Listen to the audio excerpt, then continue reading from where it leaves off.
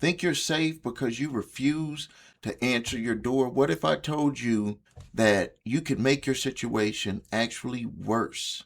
One of the biggest myths that I hear is that if you don't accept the lawsuit papers, they can't sue me. Unfortunately, that is not how it works. If someone is trying to serve you with court papers, refusing to take them doesn't automatically stop the lawsuit. In many states, the plaintiff can ask the court for another method of service. That might include serving an adult individual at your home, mailing the documents after other attempts, publishing a notice in the newspaper, or some other electronic means showing the court that they did try to serve you. The lawsuit often continues even if you are never physically given the papers. And here's the real danger. If you don't respond after service, it's considered legally complete. The plaintiff may ask the court for a default judgment. A default judgment can open the door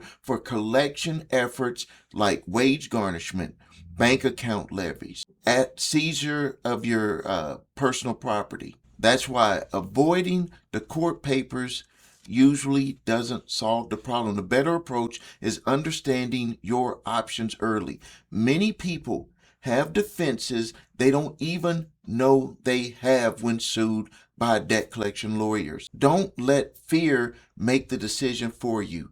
Learn your rights before it's too late. If you're being sued by a debt collector, visit www.summonsmaster.com.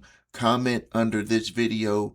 I'm looking forward to getting you information so you can help fight back against debt collector lawsuits. Thank you for your time. This is Stephen A. Williams, President and creator of summonsmaster.com, President and founder of thecreditrepairshop.com.